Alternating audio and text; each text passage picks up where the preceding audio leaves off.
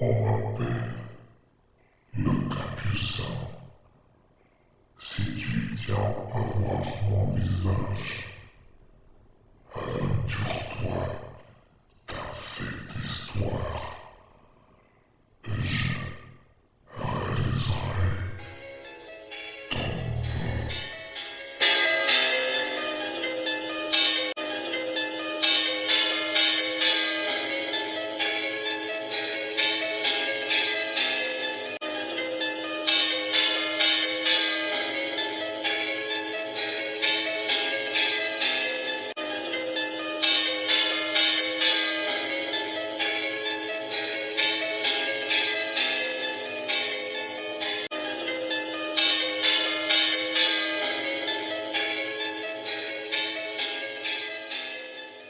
Chapitre 23. L'ombre. Deuxième partie. 24. Des nouvelles. Andrea n'eut guère le temps de la reconnaître, car derrière elle apparut une ombre sombre qui l'encercla de ses bras et l'enveloppa dans une cape noire, plus noire que la demi-obscurité qui régnait dans la chambre. Soudain, le radio-réveil sonna, et il entendit sa main pour éteindre la sonnerie. Il faisait encore noir. Le display indiquait 3h10 du matin. « Mon Dieu !» s'exclama-t-il tout effrayé. « Pourquoi à cette heure-ci ?» se demanda-t-il. Il remarqua que des larmes avaient mouillé son visage et il les essuyait avec la manche de son pyjama. « Non, mon Dieu !» À côté de son lit, il y avait Elisa. Il regarda derrière elle et il revit l'ombre qui entourait l'image de la jeune fille et qui la fit disparaître, comme dans un cauchemar. Le portable sonna. Andrea le prit et écouta. C'était le même message déformé de la messagerie vocale, mais cette fois, il l'écouta en direct. Chapitre 24. Des nouvelles. L'appel s'interrompit brusquement. Andrea recomposa le numéro, mais une voix lui répondit que le client n'était momentanément pas disponible. Andrea était bouleversé. Il n'arrivait plus à dormir. Il pleura jusqu'aux premières lueurs de l'aube. Puis, épuisé, il s'endormit. « Andrea, Andrea !» sa mère l'appelait. « Le réveil a sonné. Tu dois te réveiller. » Il ouvrit ses yeux rougis. « Maman, je ne suis pas bien, » lui répondit-il. Il était à bout de force. Elle toucha son front. « Il est chaud. Tu as certainement de la fièvre, » s'exclama-t-elle. Puis elle rajouta. « Je vais téléphoner à l'école pour les prévenir qu'aujourd'hui tu n'iras pas. » Il se rendormit. Il n'avait qu'une envie, celle de s'isoler, en plongeant dans un sommeil profond et de ne plus penser à rien. Il se réveilla tard dans l'après-midi. Il se sentait mieux. En fait, ce qui s'était passé pendant la nuit l'avait effrayé et abattu. Il entendit arriver la notification d'un message.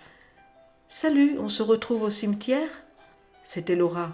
« Je suis désolé, mais aujourd'hui je ne peux pas, » lui répondit-il. « Ce que je t'ai dit hier t'a vexé ? » ?»« Non, je te demande pardon pour hier. Je ne le referai plus. J'ai passé une nuit agitée et ce matin j'étais un peu fiévreux.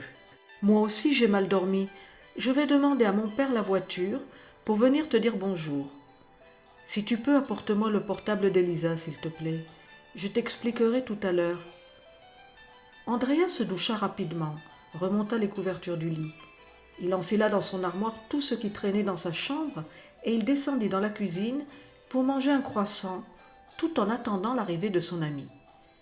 Après avoir présenté son ami et avoir bu un café, Andrea lui proposa d'aller dans sa chambre. Il avait beaucoup de choses à lui raconter. « Je viens de recevoir un message de Miguel.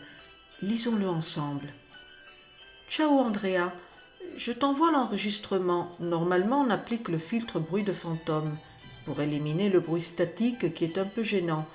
De cette façon, l'audio est plus clair et il ne reste plus que le son des mots.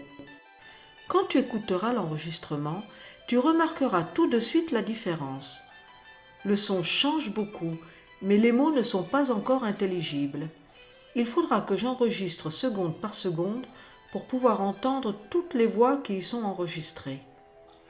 Beaucoup d'entre elles passent inaperçues. Elles sont si brèves qu'il est très difficile de les percevoir. Je devrais donc enregistrer chaque seconde pour identifier absolument une voix différente ou un son autre que le bruit blanc du bruit de fond. Il faudra que j'y travaille pas mal, mais ça en vaut la peine. J'ai besoin de ton aide. J'ai essayé de chercher les mots que je crois avoir isolés dans le dictionnaire italien, mais je n'y ai rien trouvé. Bien le bonjour du Mexique à l'Italie.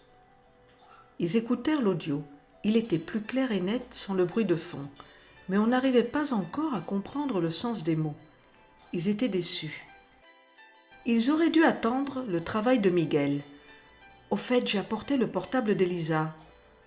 Andrea lui raconta tout ce qui avait eu lieu la nuit précédente et lui demanda la permission de l'examiner. « Mais bien sûr, lui répondit Laura. Elle aussi, elle était curieuse. Il alluma le téléphone. Il avait l'intention de demander à son amie de le garder toute la nuit. Il avait pensé, l'espace d'un instant, que c'était peut-être elle qui l'avait appelé. Mais à quoi bon faire une blague de si mauvais goût?